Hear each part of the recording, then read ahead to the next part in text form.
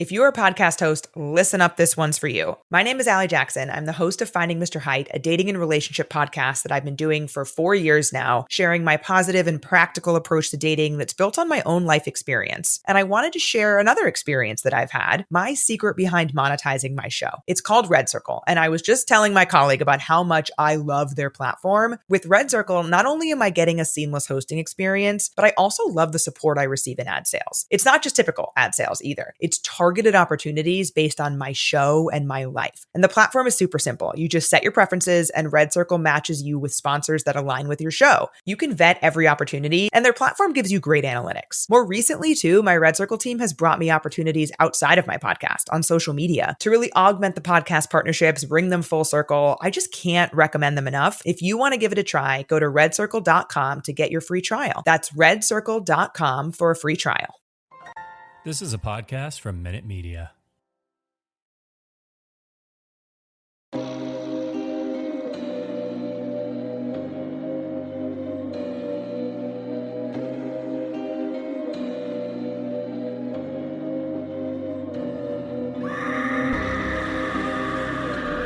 Hello, kitties. This is your Julie, the Crypt Keeper, and you're listening to Slasher Radio.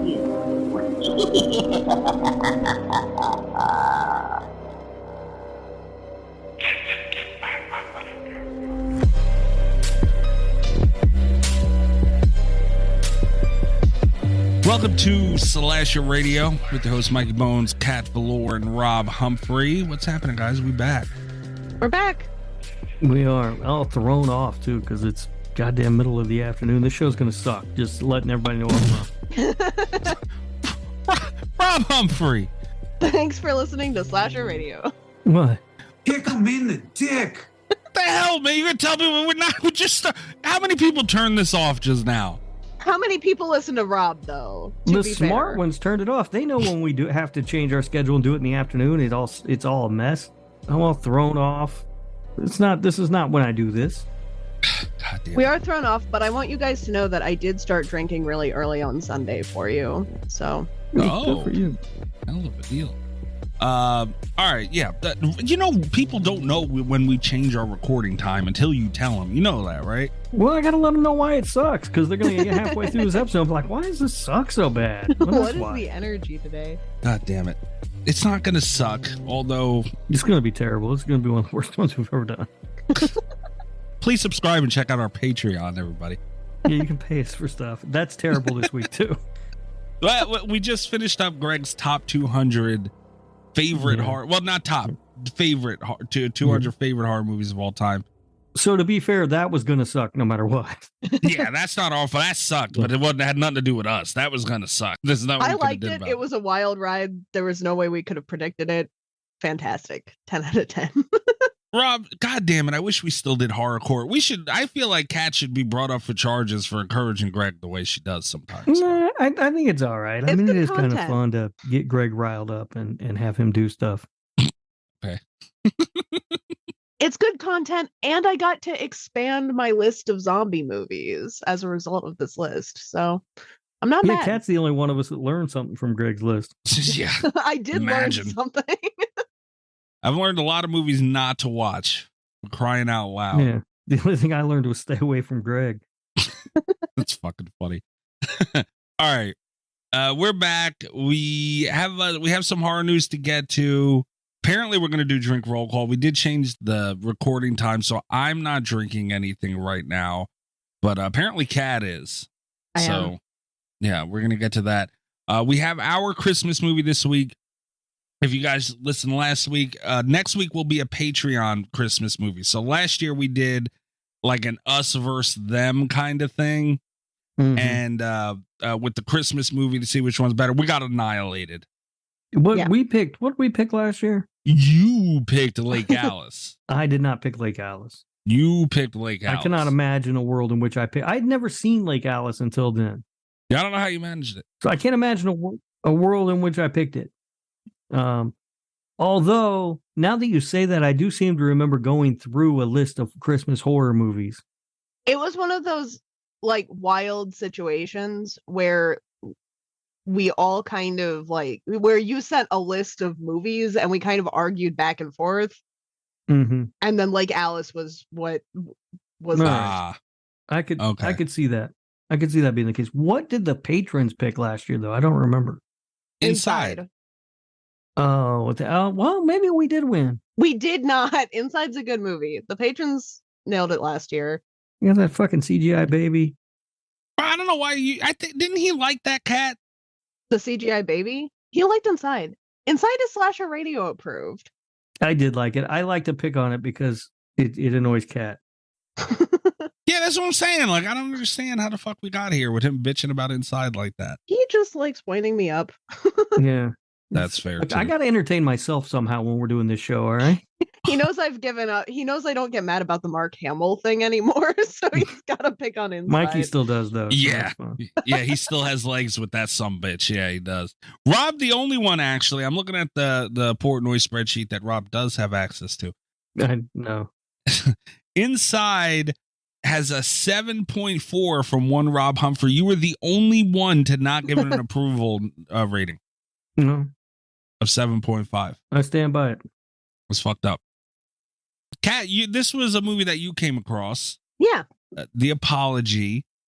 And we don't know what the patrons are going to throw at us next week. So hopefully it stands up and we can maybe make a comeback. I'd like a tragedy would be if it just becomes a thing where we just always fucking lose the goddamn Christmas pick. Like we just can't do it. You know, if we were really serious about winning this thing, maybe we would pick movies we've seen before. I've seen this before. Oh, I thought you said you hadn't seen it. No, I've seen it. Oh, and you still picked it? Yeah.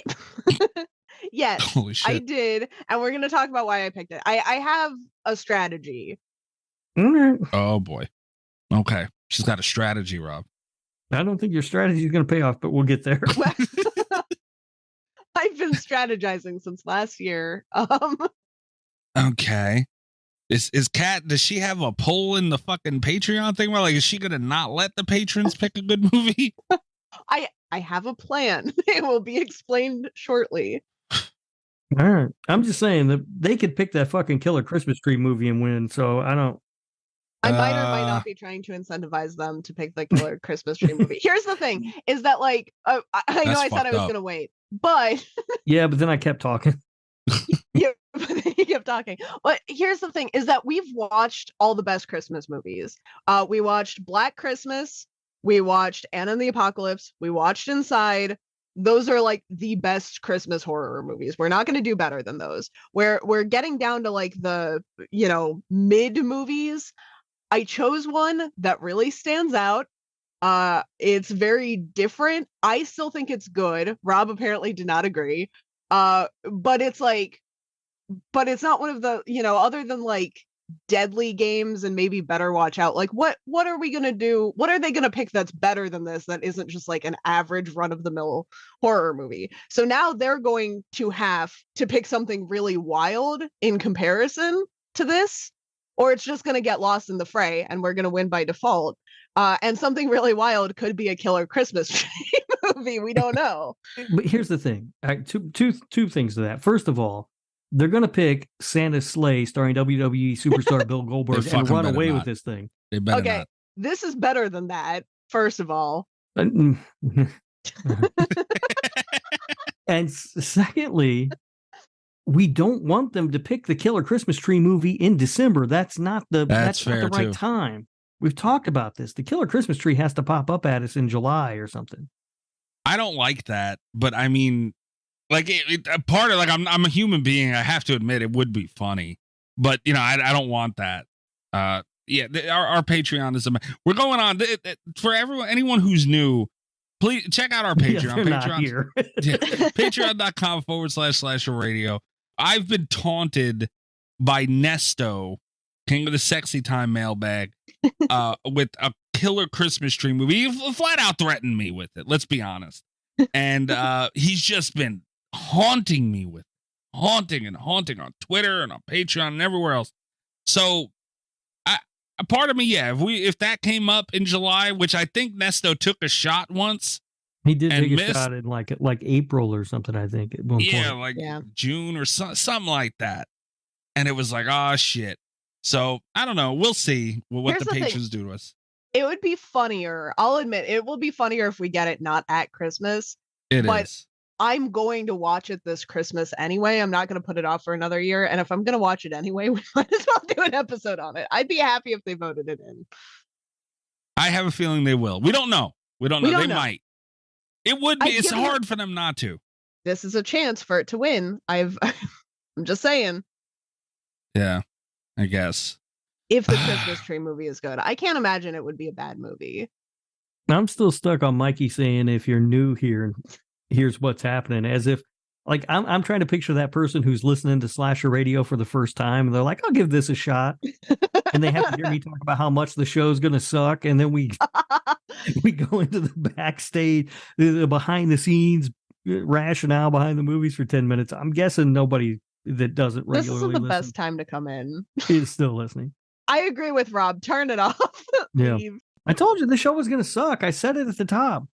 All right, so we got some news. I guess we can get into drink roll call, and then we got the apology that we're going to discuss. What are you guys drinking? I have cheer wine. Okay. I'm drinking iced tea, not Long Island iced tea, just a regular iced tea. I did not get a picture of this when it was all pretty, but I've invented a new drink. Ooh. I'm having the Santa Jaws. It is going to be my new Christmas season drink. Why, Kat? Why? I don't know. It sounded fun. I don't know. It sounded fun. Hell of a deal. It's a lot like the shark drink that I had made from the Aussie Jossie that I was drinking earlier this year, but with a cranberry twist for the holidays. Ooh. In a Christmas mug because I didn't have a fancy glass. I do like cranberry juice. Okay, I'm in for that one. That one's nice. I was listening to a podcast and they called the cranberry the sluttiest of all the berries. Whoa. That's just a fact. Yeah, because Cran grape? when you go to the store, there's like cran grape, cran apple, like a cranberry, just fuck anything. I would give them credit, but I don't remember what show it was. That's pretty funny. All right. So, yeah, again, a little thrown off. So drink roll call is usually a lot more fun. Kat was the only one being festive. Yeah. You guys want to get into some news? Yes. Okay. It's time to hump the news with Rob Humphrey. He's not a genius.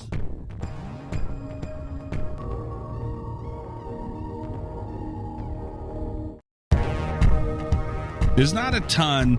Good amount of it is actually some gaming news, but The Walking Dead Betrayal is going to be delisted as of tomorrow, which recording this will be the 11th. So apparently this game came out 3 months ago on early access, and they're already refunding everybody who bought it and shutting down their servers and everything else. I'm so glad that that's the case, because you said Walking Dead Betrayal like I was supposed to know what it was, and I was like, I've never heard of this in my life. This is the ultimate, like, company just being like, sorry guys, we're sorry. Here, we're sorry. We tried. We're done.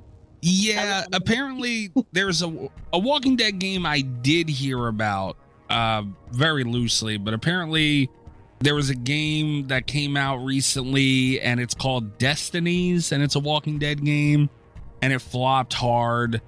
And on that note, they pretty much said, never mind. I am a little upset because the company that made Walking Dead Betrayal is Other Ocean, and they had a game called Project Winter that was kind of fun. It was like a snowman survival, not snowman, like you're stuck in a blizzard and you got to survive. It was very, very interesting, and it was kind of like Among Us, where you don't know who to trust among you. And it was interesting. I played it a handful of times. It was pretty fun, but I lost interest very quickly. It's just a shame to see, like, this company, that game was very popular and then it fell off.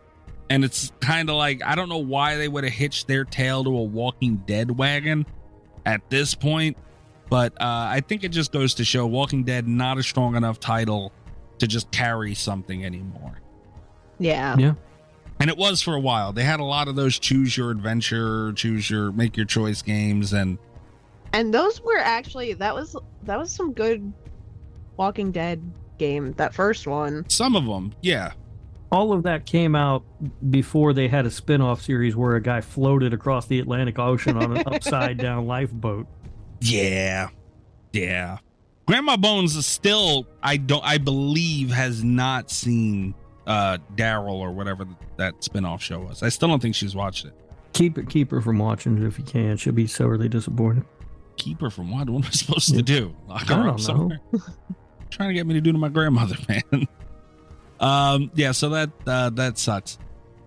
Next thing up is a VR mode is now available for Resident Evil 4 on PlayStation VR 2. I don't care. I don't either. I don't do VR stuff because I wear glasses and they've yet to make a headset that's comfortable to wear with glasses. So they've yet to make a headset that's comfortable to wear, period, I think. Yeah, like I'm not a big fan of VR. They give me a headache, so I kind of just stay away from it.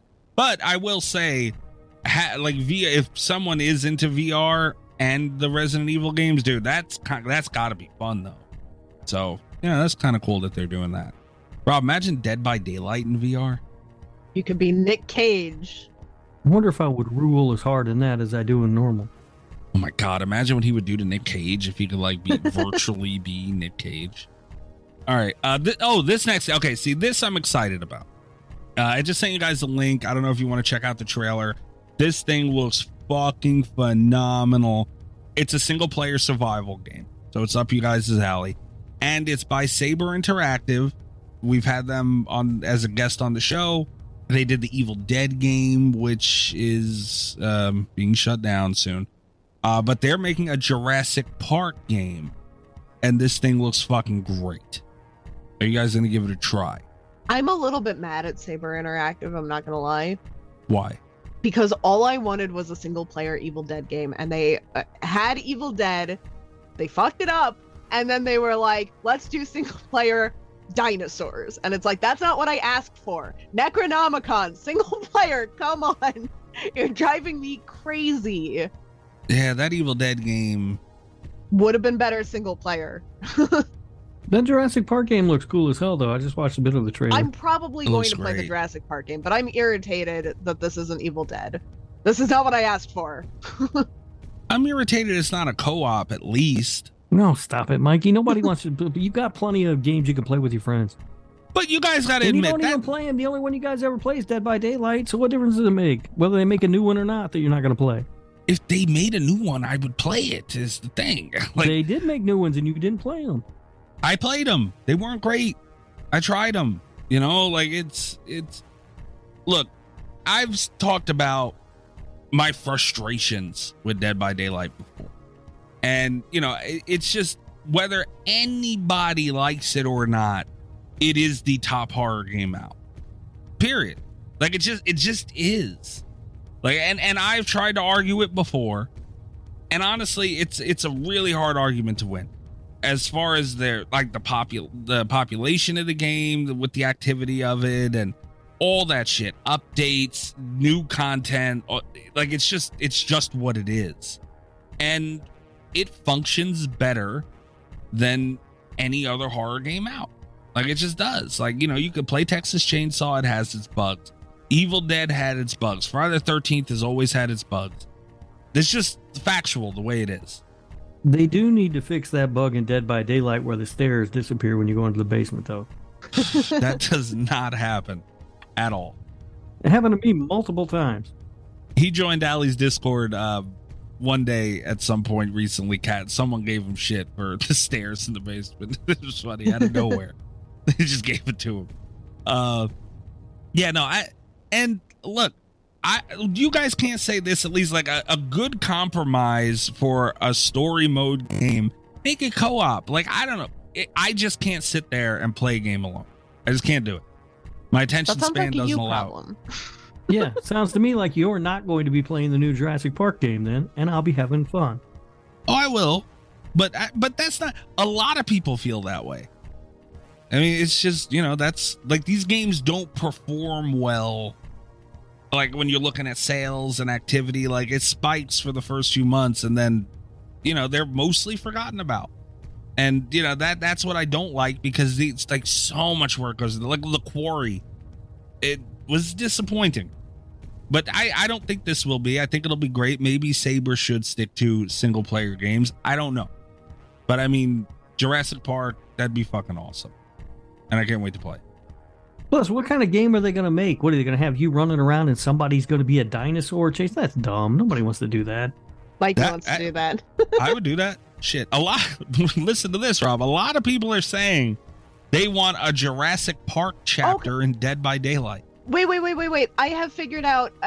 Saber Interactive, get in contact with me. I have figured out the game. I figured out how to do it. It's a single player park builder, and then that map you can send to your friends to play on co-op. Rob and I can design horribly built parks that dinosaurs can escape, and then you guys have to survive them. It can be co-op survival online.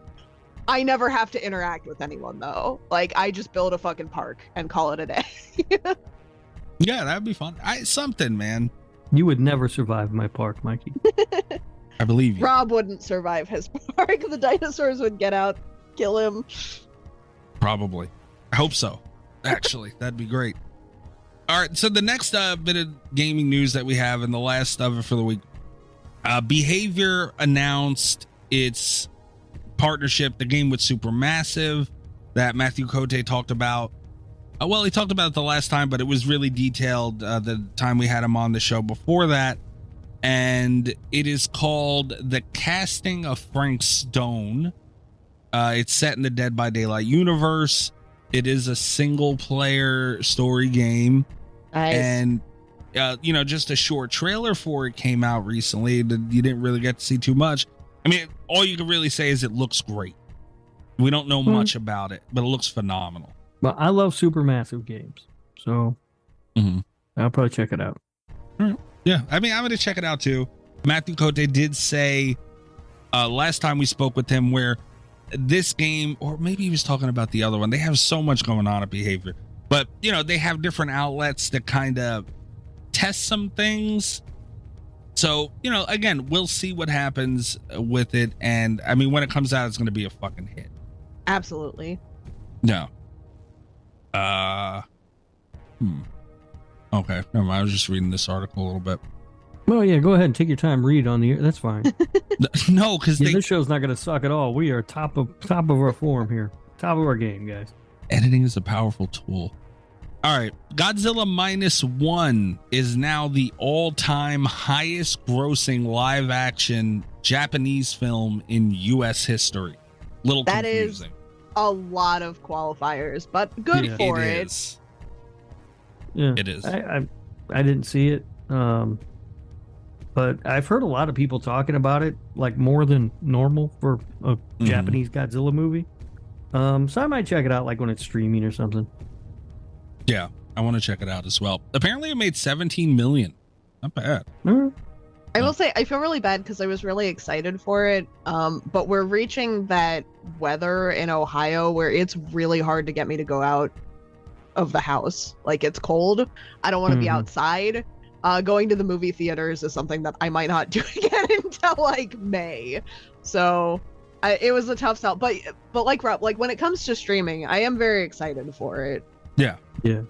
I understand where you're coming from, Kat. I've lived here for a little over a year now, and I've gotten soft already. I went outside the other day, and I was like, "Oh my god, I need a hoodie. It's freezing out here," and I had to run back in to get a sweatshirt. And I looked, and it was 55. Yeah, yeah, that's where I'm at.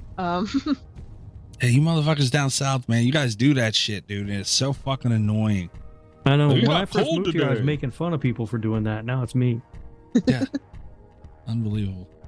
All right. Next thing I wanted to talk about was, oh boy, Jennifer Love Hewitt says that she would, quote, 100% return for an I Know What You Did Last Summer sequel. So the headline really is Jennifer Love Hewitt needs work. Yep. Yeah, that's true. That's true. That's how I heard that. Yeah. Yeah. I wouldn't be surprised if somebody didn't jump on that, You'll make money if you make that movie.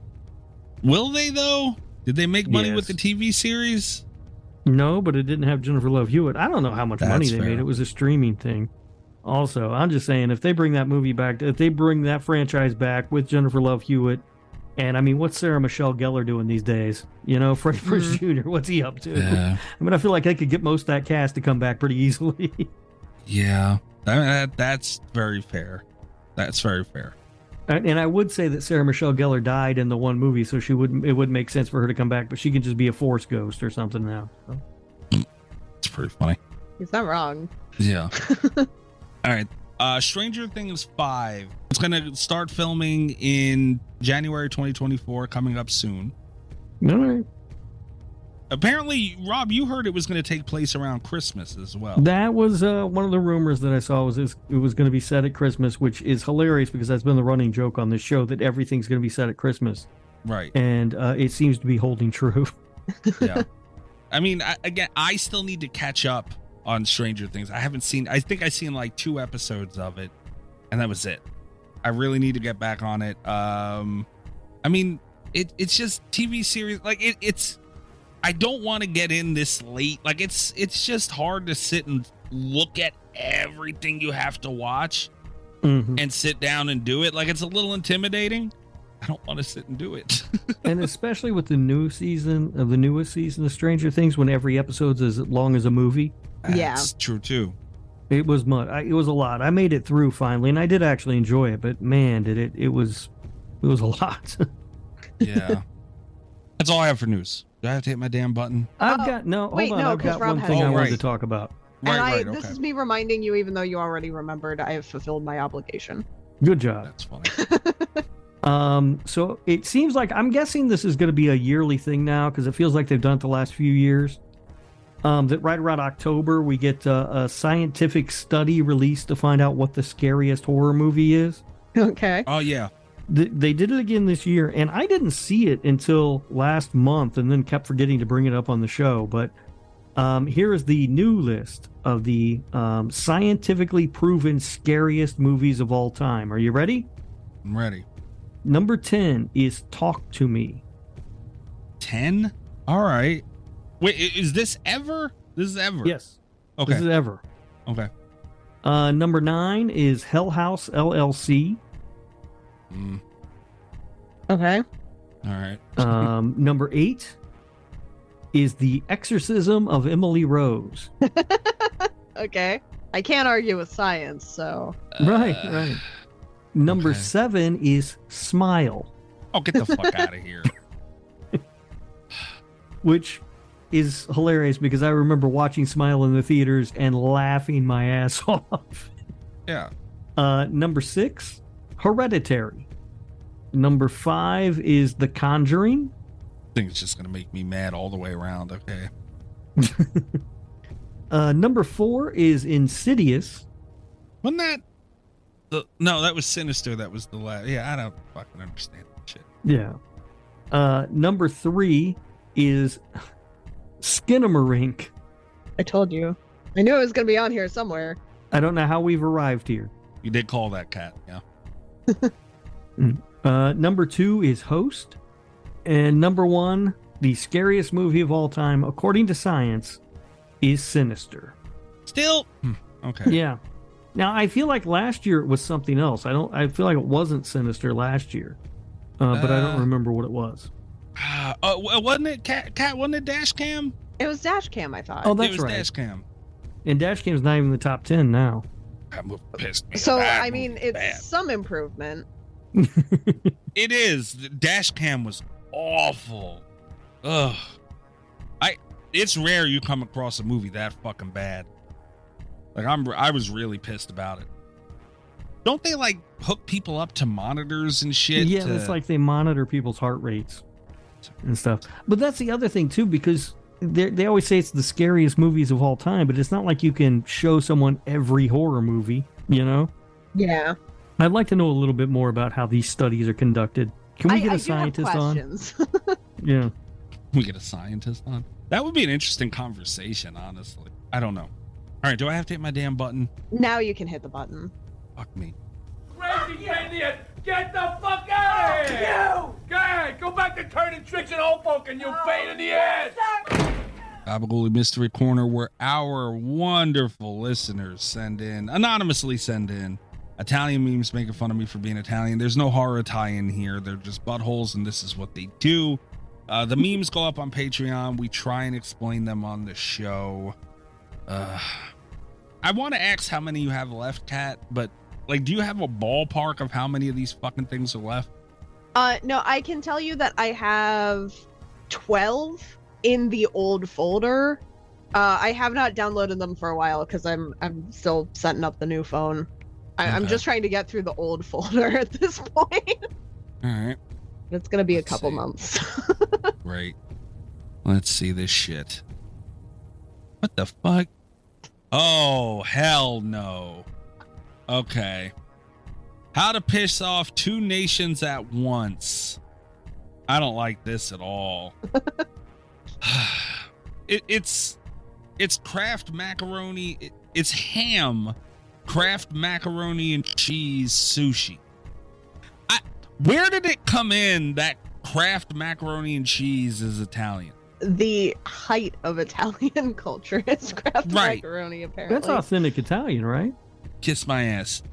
And it's Kraft macaroni and cheese with what looks like chunks of ham wrapped in, sushi seaweed and rolled and whatever the fuck. And underneath it has an Italian dude, like a chef, loading penne into the clip of a gun and what looks like to be, about to shoot himself with it. And to be honest, I don't blame him. This is very disrespectful to the culture. And underneath it also has Japanese, which is someone stabbing themselves. Yeah, I don't blame them for that either. It's equally disrespectful to Japanese people and Italian. My favorite part about this meme is that it's like a double Italian meme because it starts with the how to piss off two nations at once, but then the Japanese is just like the sword through the stomach, whereas the Italians has the penne gun, which I think is just like, it's an extra layer that I appreciate. I don't appreciate it at all, actually. Not at all. Not one no? bit. No. I think the only Italian food we really eat in my house is Kraft macaroni cheese and then Chef Boyardee on occasion. Rob. Huge clown penis. Stop. Why? It's not. That's American food, Kraft macaroni and cheese. It's not Italian. It's American. It's pasta. So what? Kraft macaroni and cheese, dude. It's in a box with powdered cheese. Come on. I don't know why you're hating on Kraft macaroni and cheese. It's delicious. I don't like eating Kraft macaroni and cheese. I will sometimes. Like if it's late and I got the munchies, I'll eat a box of Kraft mac and cheese. No problem. Well, next time you do it, slice up some ham and wrap it up in some seaweed and see how it tastes. Kiss my ass. Disrespect. And where are my balls? All right. That's really annoying. Hey, Kat? Yeah. Do you like the 1979 movie The Warriors? I do. Did you know that Tony Danza turned down the role of Swan in The Warriors so he could take the role on Taxi instead? What an icon. Right? Turning down roles like that. Mm-hmm. Kick him in the dick. Rob, we had a conversation before we recorded. I don't remember if it was yesterday, the day before that, where I said, don't do a Danza this week. I told you that. I know, but I told you I was preparing already. You shouldn't have. It takes hours for me to prepare these, Mikey. I think you can tell from the quality of Fun Fact. Oh, yeah. It's riveting. Also, an update on the investigation for that Fleshlight Gabagool Mystery Corner meme. There hasn't been much progress. I will say this. I got to get my button ready. Will the Thrill me? He offered his assistance with, the investigation and trying to figure out what happened. That was very nice of Will. And me and Will will be working side by side to get this figured out and bring whoever did that atrocious meme to justice. But I did let Will know that he is also still a suspect and just because that's the kind of thing, like if somebody does something, they kind of want to get on the side of trying to figure it out to throw someone off the trail. It's nothing personal against Will. I don't think Will did it, but I had to be honest with him if we were going to have a working relationship and figuring this out. I had to be open, and I let him know he's still a suspect. Yeah. But Will did officially say he has never sent in a Gabagooli Mystery Corner meme, is what he claimed. Wow. All right. All right. And I would like to think I could take Will's word for it. I think I can. Yeah. Maybe. It's smart to keep him as a suspect, though, because they say like serial killers will oftentimes involve themselves in the investigation. Right. Yeah. Right. So I don't know, man. I'm starting to think maybe it's Will. Yeah, you I don't know. should have partnered with me because I didn't make it. That's true. The one person didn't do it is Rob, because he would have sent it away. I would have sent it directly to you, and also there's no way I could have made that thing. And the downside, though, is I would be a terrible partner because I don't care. Yeah, I did say that. I believe I said that to Will, or at least it went through my head, and I told him everybody's a suspect. And I might have just said in my head, except like 2 people. Because I know Rob would have sent it to me, and I know Allie would have sent it to me. Huge clown penis. And that's it. Like everyone else, I don't even know Kat is still a suspect as well, because Kat has slid. Well, Kat's told me when she had one. But I don't know. Kat's still a suspect. Everybody else is still a damn suspect. But yeah, so hasn't been much movement, except Will has joined the fray of the Oompa Loompas and myself in trying to bring this person to justice. So I just wanted everybody to know. Can't believe I'm not trusted on this show. Kat, I feel like you would take credit for it, but I don't know. So I don't want Will to be a suspect either. But, here we are. This is where we are now. I don't like it any more than anyone else. That would be the ultimate power move if I had been doing the Gabagooli mystery memes the entire time. Holy fucking shit, Rob. Could you imagine? That would be funny. That would have been a funny reveal. So how many weeks are in a year, guys? 50? 54? 52? Well, could you imagine? We've been doing this could you imagine if Kat has just supplied herself 52 plus Gabagooli memes? All along, it's all just been her. That would be incredible. All right, Kat's even more of a suspect now. I'm not gonna lie. The stock has risen for Kat's involvement in this.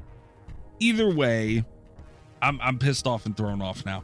That's it for all the Italian crap. That's it for the news. We're gonna take a really quick break, and we'll be right back with the apology. Fuck me and these Gabagooli things. It's getting ridiculous.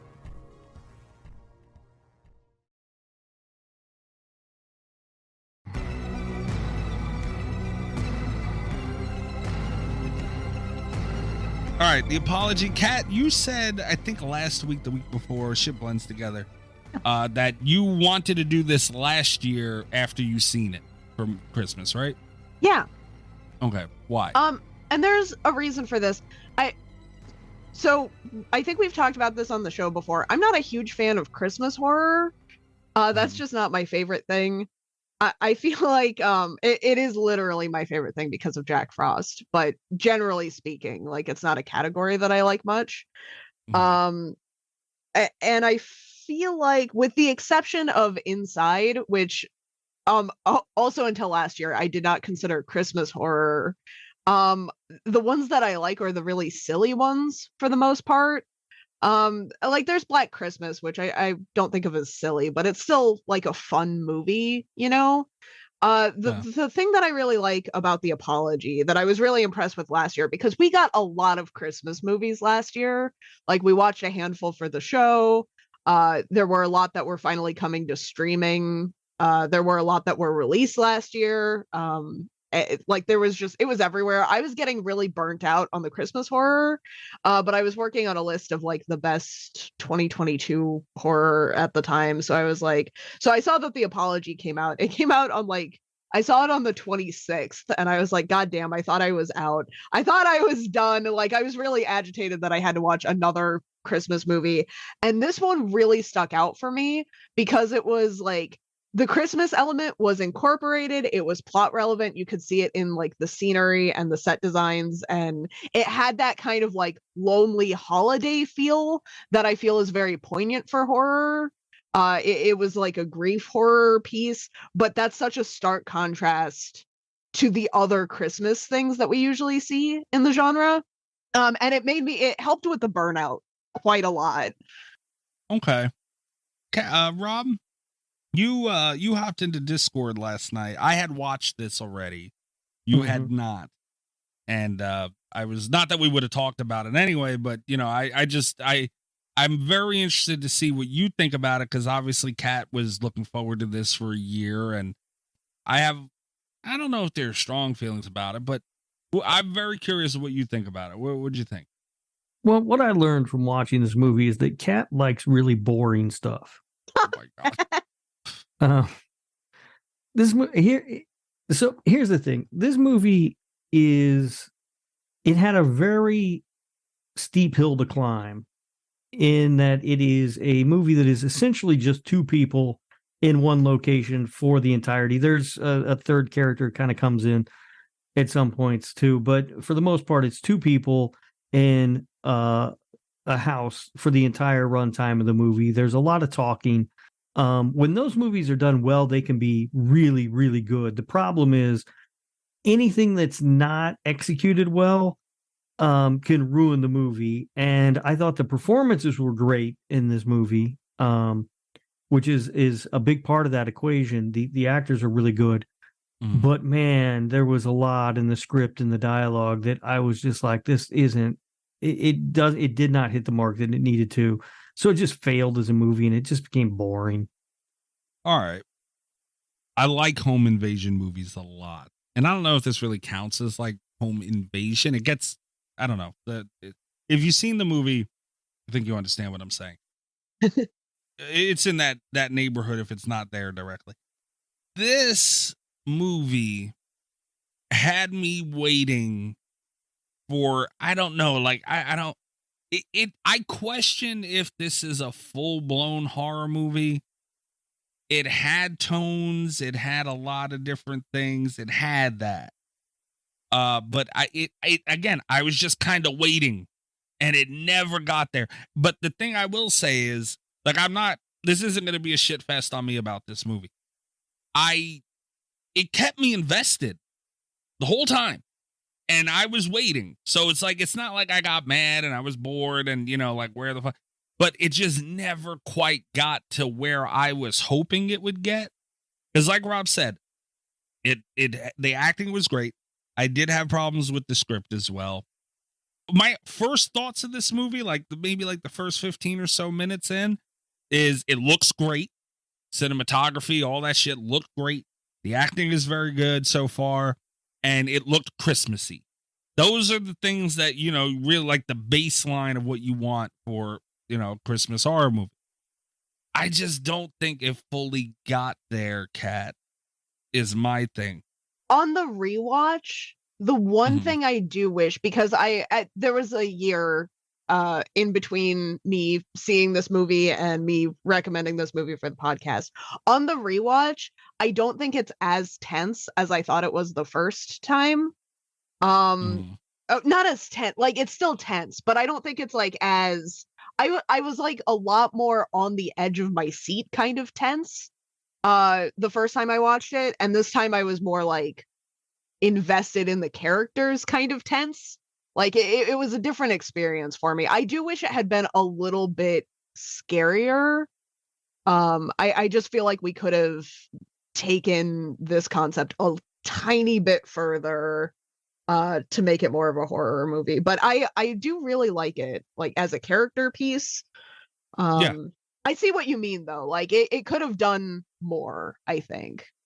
Yeah, as a character piece, yeah. Too much, like, it would have lost a lot of the groundedness that made it feel kind of more realistic to me. Like, I don't think it could have been one of this couldn't have gone the Inside route, right?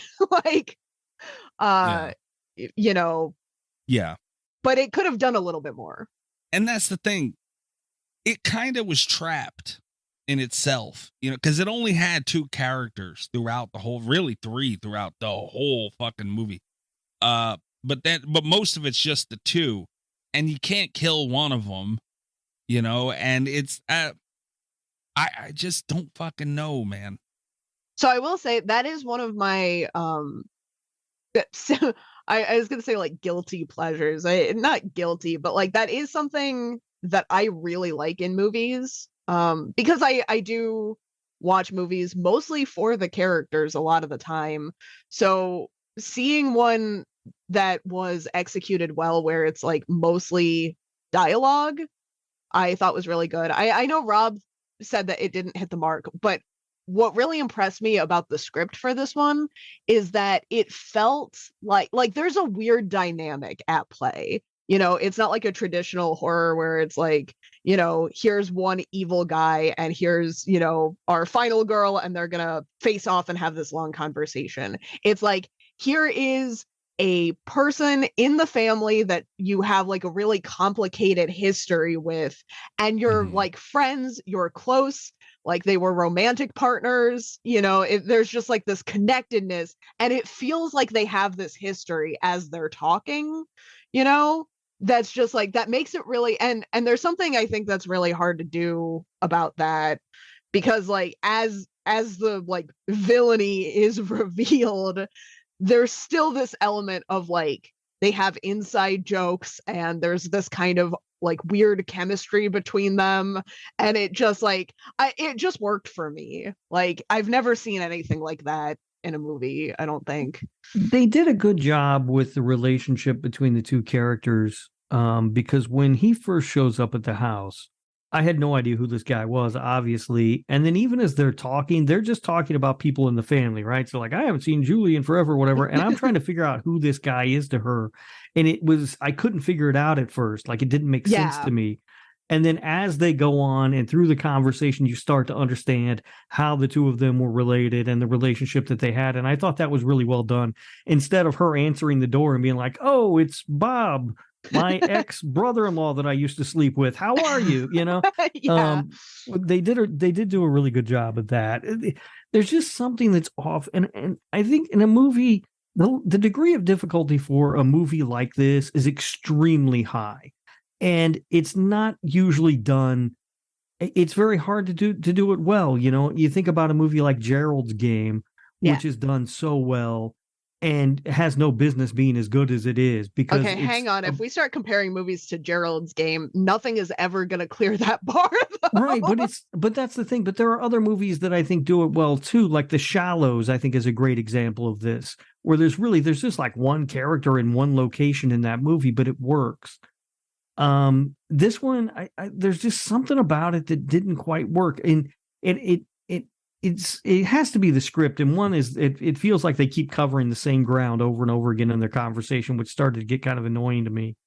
And 2, I felt like she was doing things that didn't make sense throughout the movie, like her half-assed attempts to escape this guy didn't make a lot of sense to me. Because it does, ultimately, a movie like this is going to rely on 2 things, and that is your script and your performances. And the performances are fantastic. Everybody's terrific. I do really love the performances. Yeah. So it has to be the script's fault, right? There's also a weird edit, and I don't know if it's just because of, I was looking at like Hulu has little markers when you're watching movies to show you where the ad breaks are going to be. Okay. If you have ads in there. And there was one set for right when they finish. It's kind of early in the movie. Like they're upstairs and she's coming out of the bathroom. Okay. And then there's a weird cut to where they're immediately downstairs at the table in the kitchen. And I don't know if that's because Hulu put an ad break in there that actually didn't play. It just the movie kept going. So there were no commercials. But it just cut right away, and it felt like a really awkward and weird cut. That might have been a Hulu thing. I watched it from Shudder, so okay. I did not notice that. I feel like I usually notice weird cuts. See, and I rarely do. Like editing, editing isn't something that normally jumps out at me, but when I saw that, I was like, what the fuck what did they do that? First of all, there was no reason to cut. They could have just shown him walking down the stairs and to the table. There is a cut there, but I don't think it's like it didn't strike me as abrupt. Oh, I found it really jarring. I don't know. I will say this too about kind of what Rob was saying. I do like that they didn't hit you over the head with explaining stuff.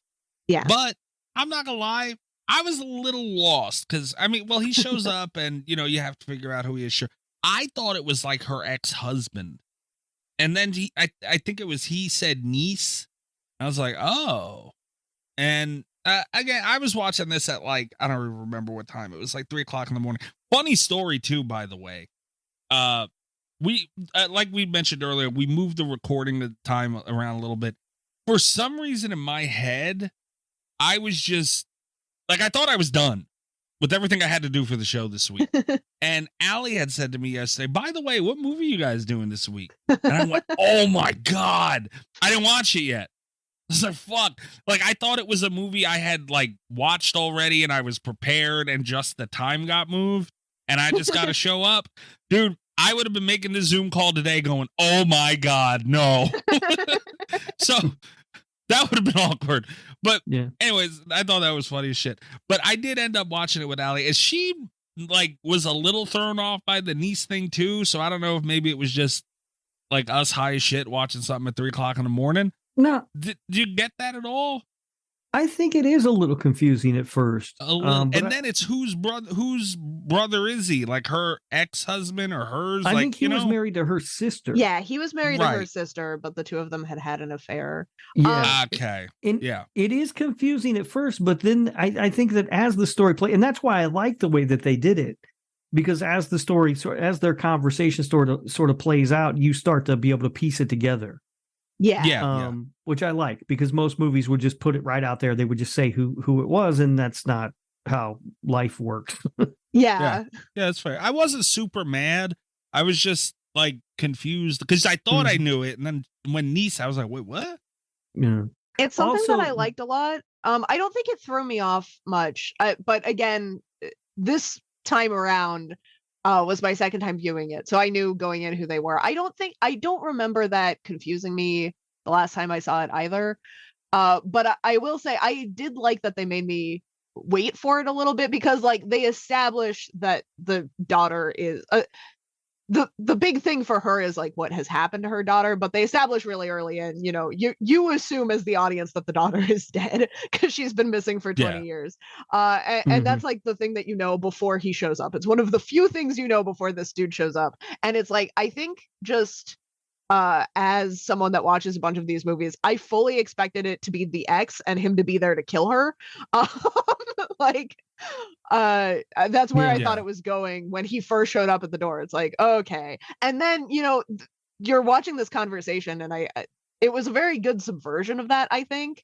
And I like movies. You guys know this. I like movies that kind of toy with my expectations a little bit, because it was also one of those where it's and then they sit down and they're having this conversation, and it's okay, so it's great for her. It's going to be pretty straightforward. They're going to go through this thing. I thought there might be a haunting element, maybe, because I had no idea what this was going into it. And then when she goes to try the phone and he's just sitting there completely calm because he's already cut the line, you're how much did he plan this? What is happening? I like how it toyed with my expectations there. I feel like the script was kind of weak in some areas, because before I even understood who he was, when he said his truck broke down and he realized he was by her house, I went, oh, that motherfucker's evil. Oh, yeah. Yeah. That's a fucking bad excuse. You need to work on your lies, buddy. For a point of reference, I think maybe it was helped some by the fact that I watched it when it came out, because I was hot off of that Barbarian hype, where it was you expected the guy to be evil and then he wasn't. And they toyed with that for a long time in the first act of Barbarian, because I was just I don't know, maybe I believe the guy. Yes. For clarification, this movie is not as good as Barbarian. Oh no, I'm not gonna say it's anywhere near as good as Barbarian, but just it was a point in time where it was like I was very doubtful of my own, Mm-hmm. all right, preconceptions there. It is fitting that this movie is titled The Apology, and it's the one that we're doing this week because we do owe our listeners again an apology for how terrible this show is going to be. The show is not terrible. I will say this. I'm not mad at that. Like, I mean, yeah, it's a horror movie. That's going to happen. That's whatever. He felt harmless enough, which didn't hurt it that bad. The thing that got me, the balls of this fucking guy, though. Not for nothing. Like, the balls. He shows up unexpected in a blizzard and tries to bang her, too, on top of everything. My thought process with it is, like, hindsight after the movie, or at least halfway through, what the fuck was his plan? Was he, like, what if he did get some poom poom? Would he have not told her? That's the thing that, like, I thought about a long time after I had seen this movie, because it was like, I wonder if and this might just be me having a low opinion of fictional men. I think maybe he thought he could fix her.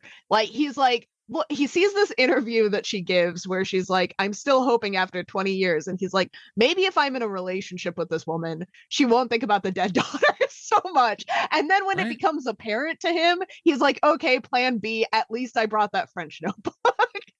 Right.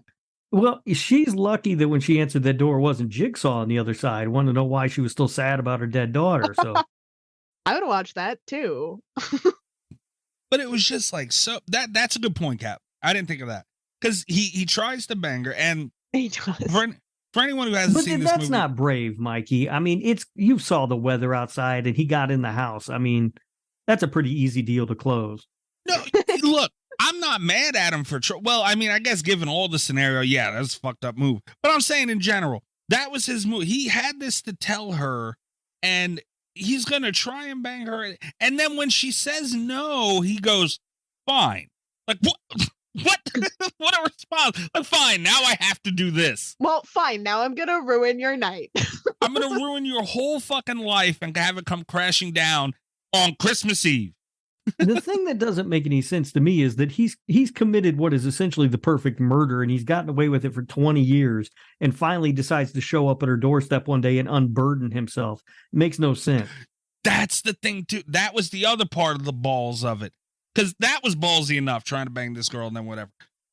And before I move away from it, when someone has to tell you something and they take a knife out of your hands, stab them. Don't let go of that fucking knife. That's right. You stab them. Just don't even wait to hear what they have to say. Just stab them. And I will say this too: when he took the knife from her, understood she's holding a very big knife, and you're telling her very bad news. Understood. You're gonna tell a woman any bad news, and she's holding a knife. You want to remove it. Understood. But when he turned around and took the other knives, it's like, we got to get rid of all of them. That shit was funny as fuck. That was ballsy enough. Then afterwards, or no, before that even, he's telling her, like, all the shit about how she needs to just get over it and whatever. Like, how the fuck do you walk into somebody's house with that? Even if that's the point you were trying to get across, the way he was saying it. And then after all that, he's like doing the poor me thing. Like, I came here and I did this and you don't feel bad for me. What the fuck? I agree with you, the balls of this dude, but I do think elephant balls. It proves the point a little bit that he's unhinged, because he's like, okay, plan A, I'm gonna seduce her. Plan B, I'm gonna tell her the truth after I take away all the knives. But then he's like, but he wavers a little bit in between, where he's like, okay, so the seduction isn't going well. Maybe I can just talk her into moving on. Like, yeah. I think it's like him kind of dragging his feet about it, where he's like, if I can talk her into moving on, because then he presses her way too hard about that convert. Like, if he had nothing to do with it, if he had just been like a normal ex-brother-in-law or whatever, and he shows up, that is a weird ass conversation for him to have had. Because he just pushes way too hard. But I do think that's supposed to, like, especially on the repeated viewing, because I remember the first time being like, oh, he killed that kid. Like, this is not gonna go well.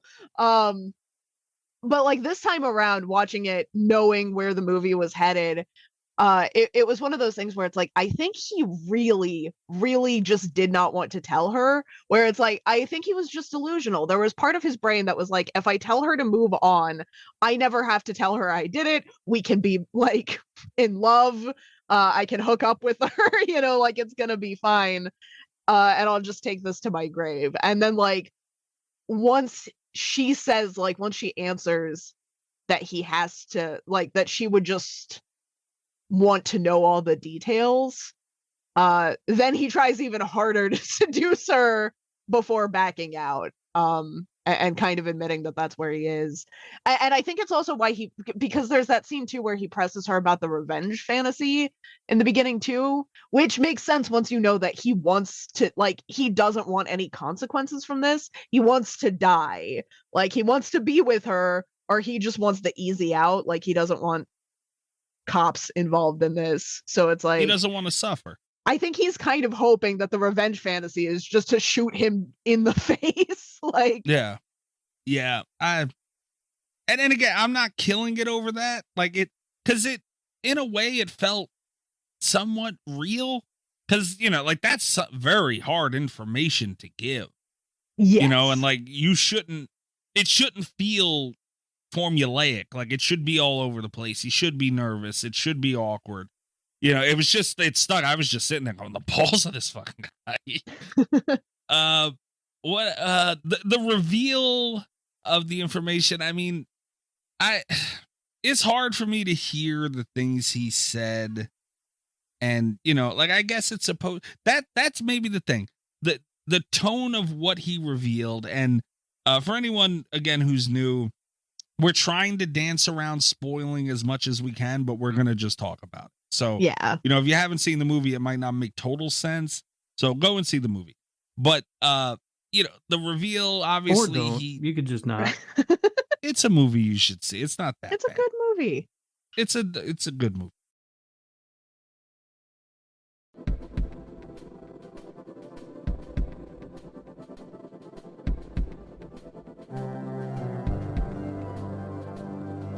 His reveal, obviously, what he did to his niece, this woman's daughter, it's uncomfortable, extremely, and I feel like if they did a better job, and I wonder if this would have helped Rob too, if they did a better job of matching the tones of things being uncomfortable throughout the movie with other stuff, it might have made it better, because you hit that high with, oh my God, he did this shit to that girl. And then like the rest of it's kind of mid as far as what happens. Do you think that would have helped, Rob? I don't know. I mean, I there were so many things that kind of like, so she has him in the basement tied up, right? Yeah. Mm-hmm. And she shoots him in the leg or whatever. And then at some point he fights his way out of the restraints holding him in the chair, and she runs out of the room. She like runs upstairs, but then she just runs and hides in like her daughter's old bedroom.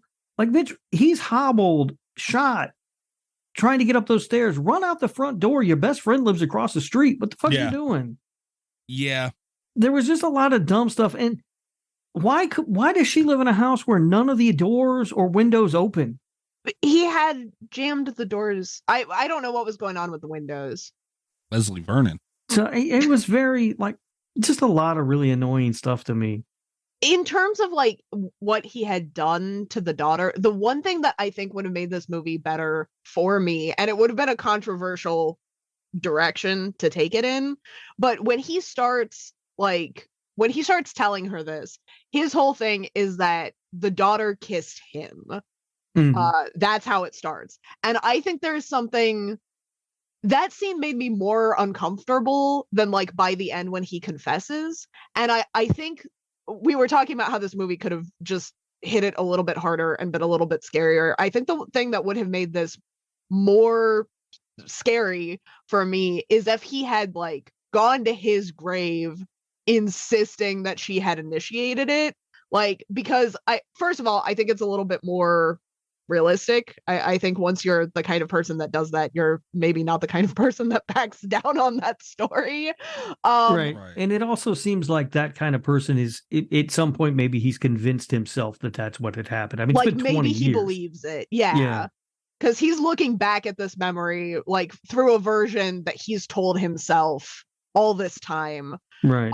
I think it would have been a little bit more believable. I think it would have been a little bit uncomfortable. I think the implication still would have been there that she did not initiate it, but I think just that like little tiny bit of doubt would have made it a much more psychologically uncomfortable film.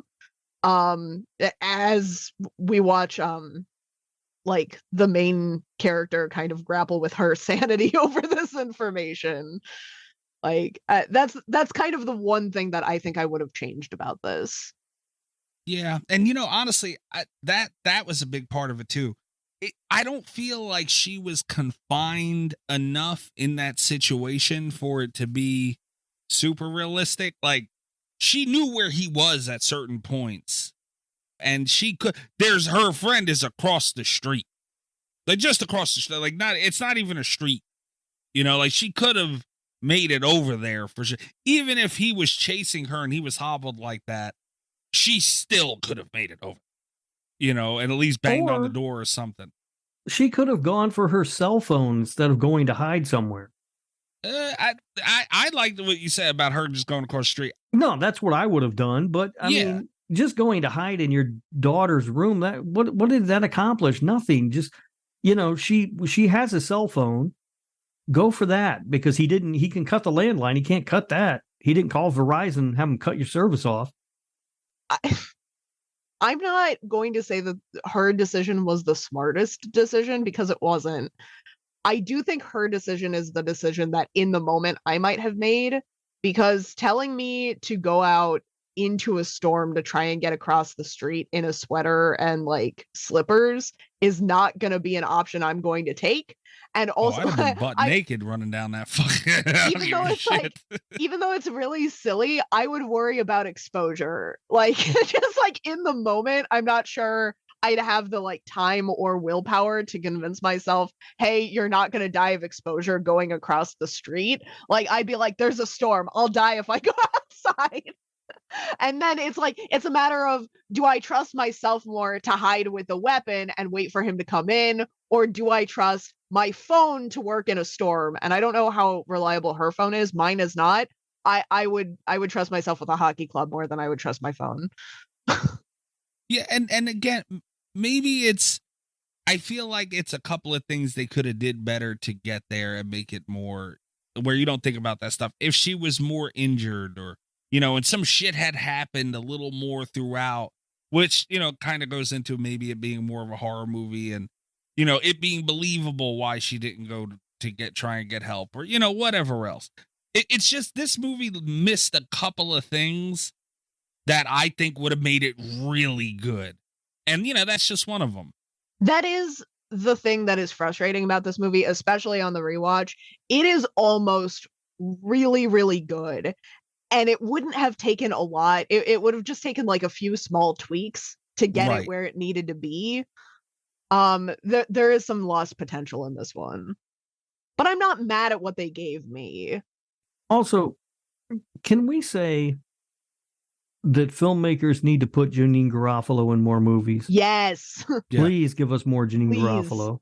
That's my real takeaway from this movie, actually. She's always been amazing, and I feel like she's never gotten the attention that she deserves. She was great in this. That's the kind of friend you need to get, by the way. Everybody needs a friend like that. Yes. Dude, when that girl ran in and she's tying him to that bed, and she doesn't ask one fucking question and just starts tying that motherfucker up with her. Mm-hmm. Dude, I laughed. So I'm like, damn, she is a real one. Yeah, that's the kind of friend everybody needs. And then she asks, what can I do to help? Well, you just tied him up. Damn, like, what else could you do? Like, damn. And my favorite part of that scene, too, because I feel like there have been movies where the best friend just, like, hops on board, you know? you can see the confusion and the panic and the like, is my friend going crazy doing like a little murder here? And she still chooses not to ask questions and tie him up. Like, that's an exceptional performance from Janine. Yeah. And I thought the movie it could have gone a really bad direction there, where when the moment kind of settled a little bit. Yeah. And Janine Garofalo's character could have said, what the hell's going on? And I thought she was going to say, hey, he killed my daughter. And then she was going to assume her friend was going crazy. Yes. Because it's obviously her friend's been obsessed for 20 years or whatever. And this was just the thing. But it didn't go that way. And I appreciated that. At least it didn't do that, because that would have been terrible. Yeah. There were things that could have done better. This was a minefield of things that could have gone bad very quickly. And I feel like it dodged a lot of, like, I feel like it dodged all the big ones, like having the friend think she was crazy. No extra. There are a lot of movies that start with this like really intimate psychological premise, and then by the end, like the police have come and have been shot, and the killer has accidentally killed like 6 other people, and he's like, I never wanted to hurt anyone, I just came here to talk to you. Like there were a lot of those tropes that this movie just kind of like sidestepped. It's just like, nope. Yeah, no. And another thing that was, I think, kind of points to what Rob was saying with the script and all that stuff. Shortly after the scene where she was just tying him up or whatever, it was just a moment that stuck out to me where I forget exactly what's her name was doing, but what was her, Gretchen was her name in the movie? Yeah, Gretchen. Yeah. She's pointing the gun at him and he breaks out and attacks her. And like that scene, it just didn't sound good. Because then what's her name runs in and she's like, get off her, leave her alone. It's like, why are you saying that? He's not going to fucking listen to you. Like, what do you, it just, again, it sounds small, but it was little things like that, where it's just those in-between scenes where things are happening. And they should have not said anything at all. Like, struggle would have been fine, yelling, screaming, whatever. I'm not crucifying the movie for it, but it took me out of the moment a little, and I didn't like that because a lot of it was real. On the contrary side of that, that was a moment that I really liked. There were a lot of really awkward kind of moments in this that made the movie feel more real for me.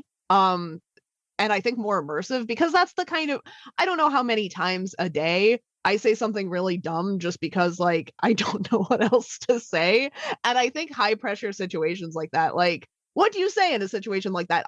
It might have been a little bit more tense if she had said nothing, but there's just kind of that element of realism, and I love how dopey he looks when they've tied him up the second time. Like, these are two people that have obviously never planned on tying a man to a bed that's injured, like, and here they're doing it anyway, and it's very like off the cuff. And this is going to sound mean, there's no way to make it not sound mean, but I really liked it.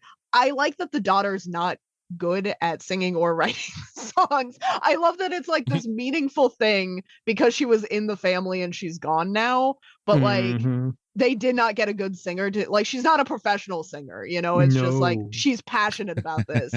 and again, it's just like the level of realism there where it's just like, I feel like this could be real. I feel like this could be actually happening right now. Yeah, she started playing that tape of her daughter singing, and I was like, oh, you should have recorded over that years ago. Like, and it sounds mean to point it out, but again, like, realistically, a lot of people's daughters just aren't that good at singing. That's what it would sound like if I had recorded my songs as a teenager. My mom would have been stuck listening to that shit for 20 years. Yeah, like, it was bad. They needed to run a magnet over that tape and forget it existed. But it worked for me. Like, all of these little awkward moments. Yeah, that was good. It just kind of worked. Yeah, it felt real, and that's kind of what's like, so much of it felt real, because that's true. And another it's like, thing just to wrap that up, I feel like you could point to any one of these like weird random things and be like, they shouldn't do that in a movie. And if this were like a really super polished movie, like Gerald's Game, or Rob's gonna get irritated here in a minute, but Hush, like that would have stuck out like a sore thumb because it's just like awkward and it, like almost immersion breaking. But I feel like as a collection of awkward moments, it really added to the experience for me. Yeah. Another thing I wasn't crazy about was him just popping out of those traps. Well, not traps, but being tied like the zip tie. That is my biggest complaint. He broke out. Yeah. When he did it the first time, I was like, maybe. But when he did it the second time, I was like, there's no way this old man is gonna do this. No. And okay, to circle around to the end of that, when he did it the first time, pissed me off. Zip ties, dude, really? Unless he brought them, they might have been fucked up. That's a stretch. I don't know. It pissed me off. I'm like, really? That's it? And again, that's something that could have maybe his struggle of getting out. Because she went upstairs and he's screaming and she comes right back down. Yeah. Like you could have had a moment with him where he's, struggling with that or, and trying to get out. You just could have did that a little better to where it wouldn't have, hurt it as bad. But then also giving more time there would have been more effective because she comes right back down. Right She's back. like, see, it doesn't feel so good when you're screaming and nobody's listening or whatever. It's like, well, maybe you should have stayed up there for a few minutes at least. Damn. See, you know what phone. you know what I felt like for those 20 years in that 10 seconds, buddy, huh? You like that, huh? Yeah, her point was kind of stepped on there. Yeah. But then they tie him. He gets off the second time. They tie him up. And then the third time, he's just stuck there forever. Look, my daughter had one of those canopy beds. All right. There is nothing. If there was one thing in that fucking house he could have broke out of, is one of those cheap ass fucking canopy things. That thing looked like it was from Bob's Furniture, and there is no way that he would have not been able to break off of that goddamn thing. And again, it sounds like something dumb to complain about because you're talking about a horror movie, but it's, I think, more about the little things they could have done instead that would have made it so much better, and it would have went a long way. And again, it goes to this movie almost being there, dude. Almost being there. So close. It's so close. Rob doesn't think so, but I do think it's really close. And it does frustrate me. For as much as I do enjoy this movie, I liked it a lot. I was a little bit afraid going into it that I wouldn't like it as much because I'm in such a different mindset. We're at the beginning of the holiday season. I haven't gone through my Christmas burnout yet. I was worried I was going to have a different opinion. I really like it on the second watch as well. It does commit the biggest sin of not quite living up to its potential. Like all of these would have been such easy fixes, That's what annoys me the most. That's frustrating. Yeah. It would have cost any other amount of money. None. But no, that's the thing. Like it wouldn't have taken a higher budget. It wouldn't have taken like a ridiculous amount of time in editing or, it would have taken one more pass on the script and they could have fixed a lot of small issues.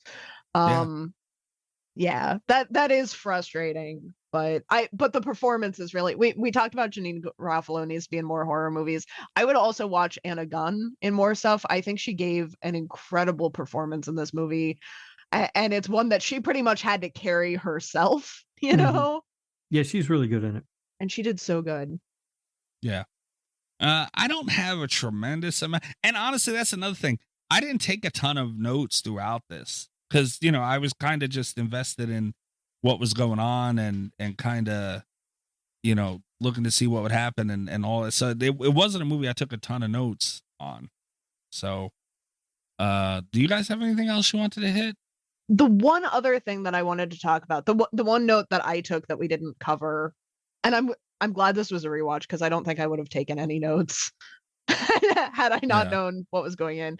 But the one note that we didn't cover is just, we were talking about the minefields. The one I didn't bring up, I really thought that he was going to successfully lure her back downstairs by burning that notebook.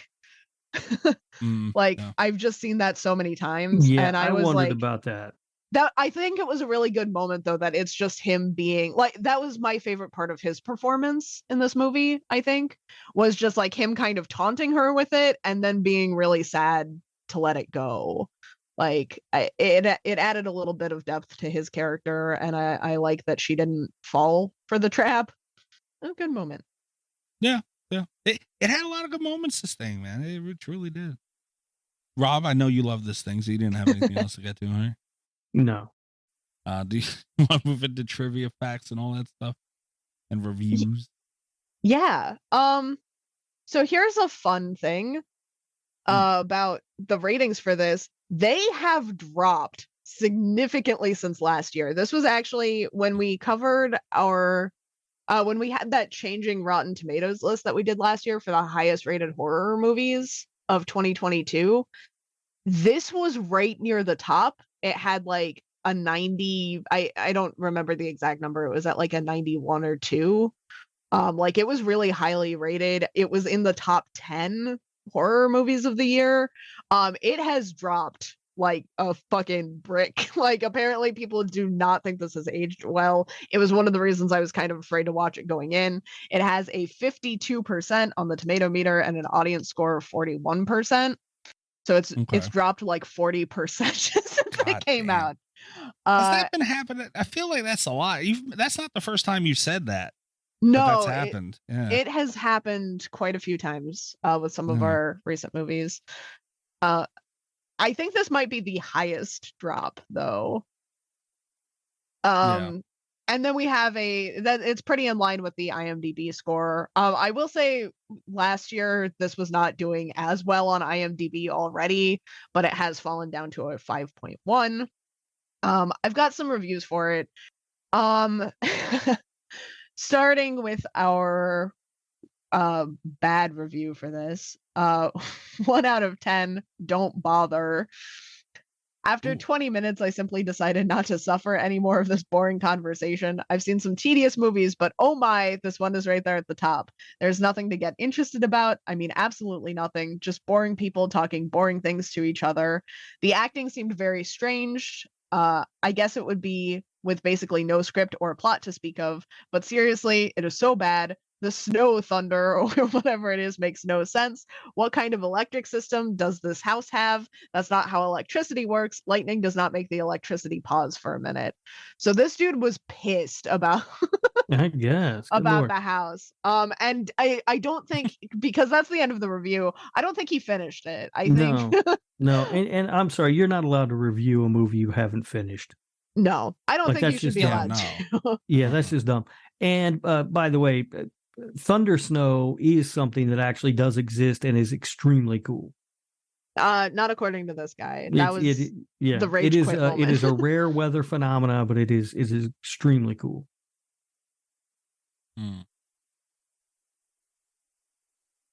I do wish they had shown. Well, that would have affected the budget. I would have liked to see the snow thunder in the movie. Yeah, I'm guessing they play. This movie there's no way it costs a lot of money to make. I mean, what you got to pay the 3 actors, and I'm guessing that's probably somebody's house. Nice house though. Yeah, probably like the director's parents' house or something. Yeah. This next one I pulled because I felt summed up a lot of the positive reviews of the movie. This pretty much encapsulates everything that was repeated in the 8s through 10s. A fantastic, challenging film. I recently saw a clip of Patti LuPone lamenting that America's stupidity is evident even on Broadway, as the most prestigious stage in the nation has given way to the works which do not challenge the audience. Rather, every production is something safe, a story that the theater goer already knows through some other form of popular culture.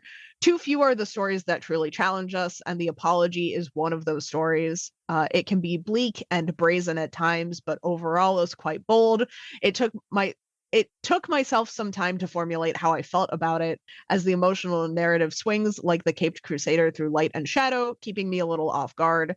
The acting is incredible. The writing is phenomenal. Perhaps a few more dollars could have been thrown toward a snow budget, but aside from that, the only real criticism I can muster is that the cinematography was not as daring as the story itself. why was this a film and not a stage play? I find myself asking repeated, a la Misery, 1990. The Apology could easily have been adapted for the theater and would have been a better format for the tale. The film is human to its core, and that is what makes it great. I did wonder when I was watching it if it was like based on a play. I wondered the same thing. And a lot of the people who really liked this were like, this should be a play. It would work. Yeah. Which I think is why we don't see more movies like this. I'm really glad that we got I know we keep talking about it, but I'm really glad we got Gerald's Game, because it's like we get so few of those movies that's just like one or two characters in a really isolated location, not moving around a lot. And I think those shine really well in theater, which is why we don't get more movies like that. But I do kind of agree with this criticism also, that because it was a movie, it should have utilized movie mechanics a little bit more. Right. The opening and closing cinematography was gorgeous, but like the editing was nothing special, I don't know. Yeah, that's the problem with movies like that when you're set in one location, right? Like you've got to find ways to make it look interesting. And that was the one thing, like you can tell they tried, especially at the beginning and end, but I agree with the criticism. And then the other, I did pull one final review. It's also a positive review that just, it mostly talks about the budget, a perfect example of a minimal budget not being an issue whatsoever. I find it very refreshing when a movie just wants to tell a good story. The Apology is the kind of movie you can make on a minimal budget with the one setting and very few cast members. And if you do it right, it can be infinitely more captivating than a $200 million budget film. The film flew by. I couldn't believe it had been 90 minutes when the credits started to roll. It was very well paced, especially considering a lot of the movie is just based around conversational dialogue. There are one or two spots where it might lose your attention for a minute or two, but for the most part, I was hooked. I had a really good time with this and would recommend it. So, which I included because I thought it was kind of the counterpoint to this should have been a play, where someone is like, we can make things for lower budget, which also, especially this year, I think it's gotten more relevant in 2023, where it's like we have these movies, Exorcist Believer being one, where you just have to, it's such an incredible, like, uphill battle to fight because you have to incorporate the budget like into the box office for it to not be a huge loss, right. Where we're spending this much money on rights and effects and stuff, and it's just like, this was something that was lower budget and just works, Yeah. Well, are you guys ready for trivia? Yes, sir. All right, well, don't get too excited because there is exactly one trivia fact about this movie. Okay. Listed on IMDb. Also, I could not find a budget for it nor a box office. I'm assuming it didn't play theaters. I don't know that though. I think it might be a Shudder original, right? No, because it's on Hulu. Never mind. Yeah. There is a Shudder production slate before it though, so I don't know. Oh, okay. Like I don't know how those deals work, I don't either. That's apparently why Hush disappeared from Netflix. Their rights to it ended. So it just doesn't exist anymore. They need to pick that shit back up though, man. What you're telling me is that I need to get a physical copy of The Apology before it moves out of existence. Well, unless it's like Hush and they never made a physical copy. I can't understand why. They're talking about it though. They need to. I'll get it in a heartbeat. There's still no official physical release of Barbarian, which is just right, because fucking Disney. Yeah, it's hard. It's not mind blowing, man. Physical media is going away. They Also, don't want to spend the money. You go away. Disney is. I don't like it. Disney is vicious about that stuff.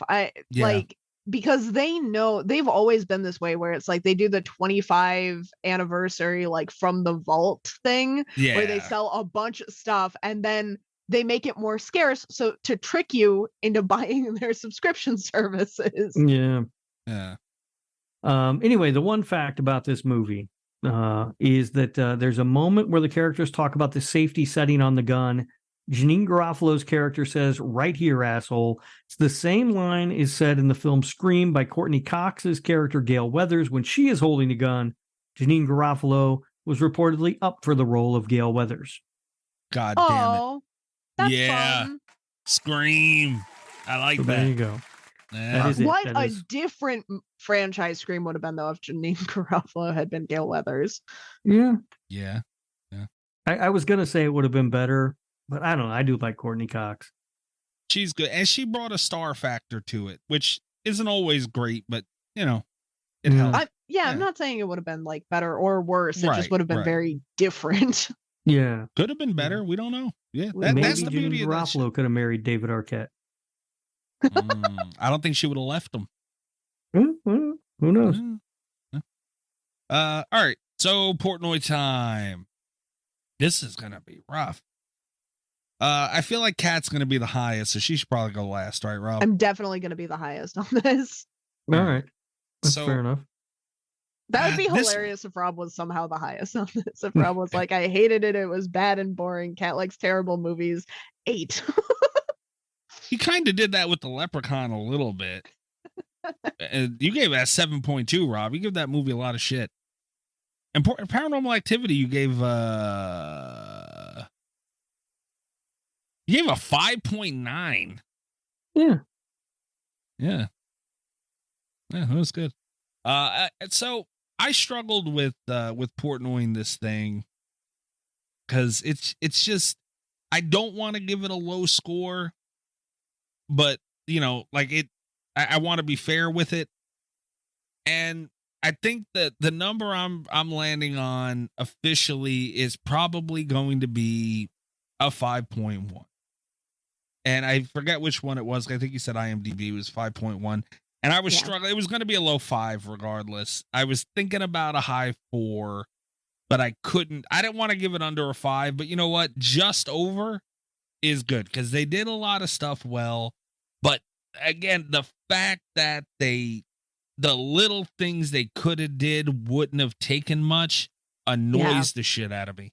And when when I'm looking at something and I think it's really good, I want to try and make it better, and I can't, it annoys me that they seen all the good shit they did throughout all this and they didn't sit and think, okay, it needs just this. We could just do that. And they didn't do it.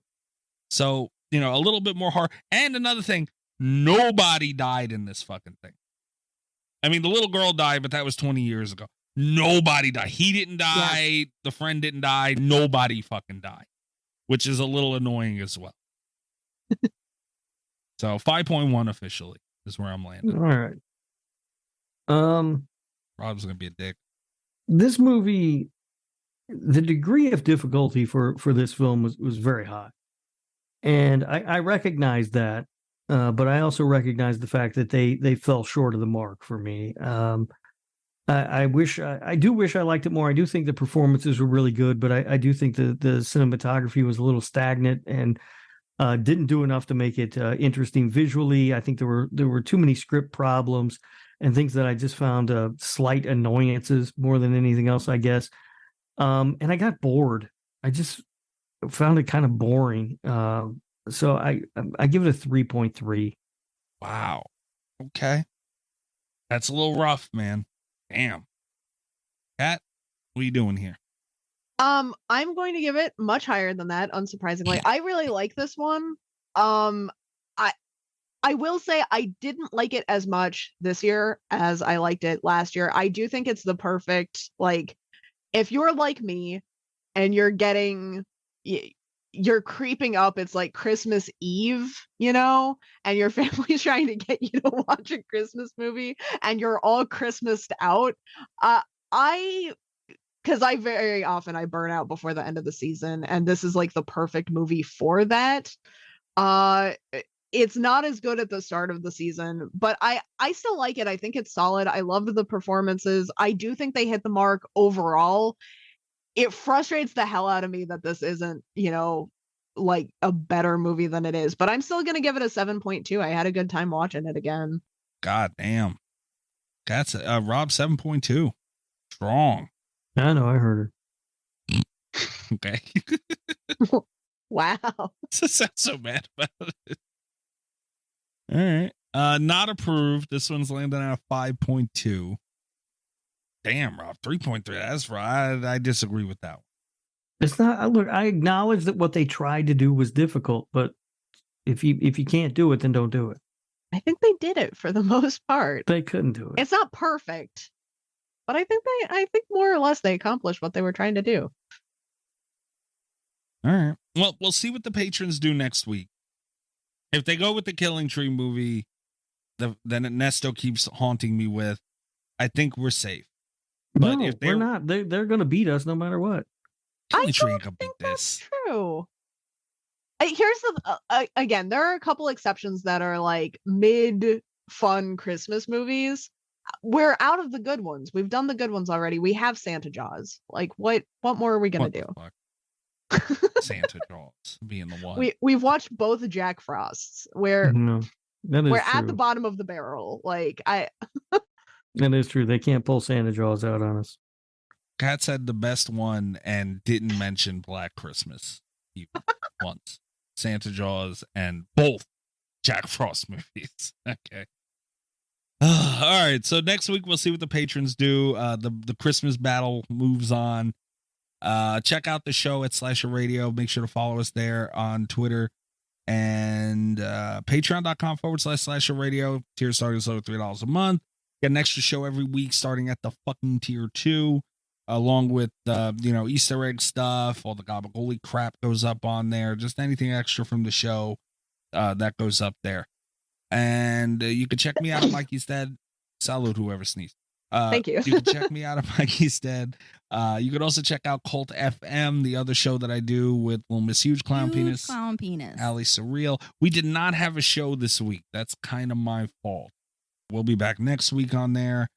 We might be doing like a 12 Days of Christmas thing, I think, although I don't know if there are gonna be 12 days of Christmas left by the time it comes out.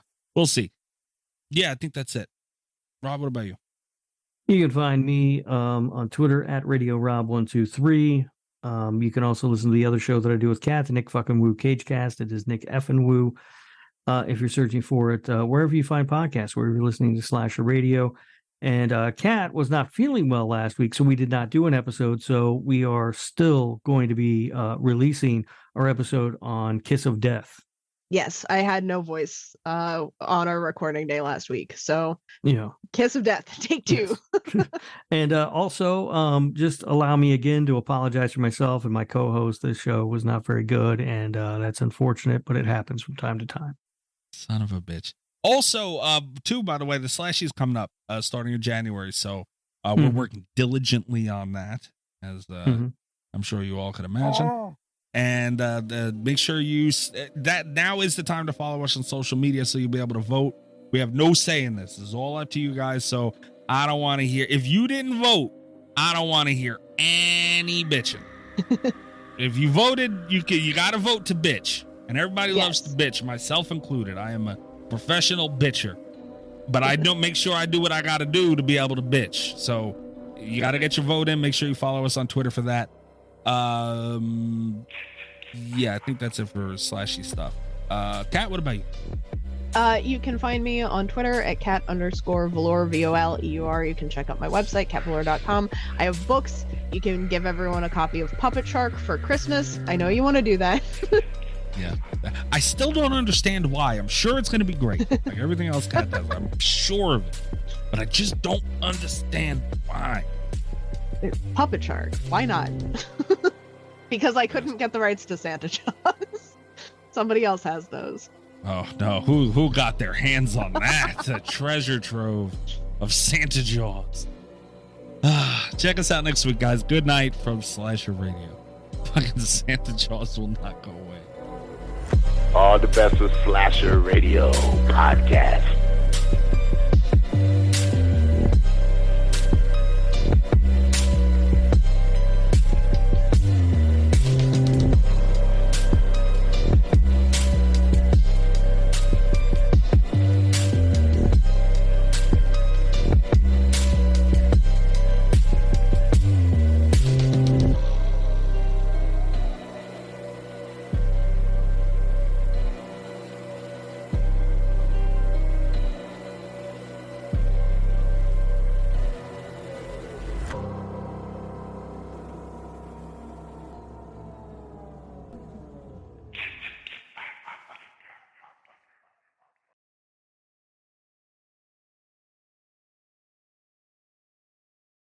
If you're a podcast host, listen up, this one's for you. My name is Allie Jackson. I'm the host of Finding Mr. Height, a dating and relationship podcast that I've been doing for 4 years now, sharing my positive and practical approach to dating that's built on my own life experience. And I wanted to share another experience that I've had, my secret behind monetizing my show. It's called Red Circle, and I was just telling my colleague about how much I love their platform. With Red Circle, not only am I getting a seamless hosting experience, but I also love the support I receive in ad sales. It's not just typical ad sales either. It's targeted opportunities based on my show and my life. And the platform is super simple. You just set your preferences and Red Circle matches you with sponsors that align with your show. You can vet every opportunity and their platform gives you great analytics. More recently too, my Red Circle team has brought me opportunities outside of my podcast on social media to really augment the podcast partnerships, bring them full circle. I just can't recommend them enough. If you want to give it a try, go to redcircle.com to get your free trial. That's redcircle.com for a free trial.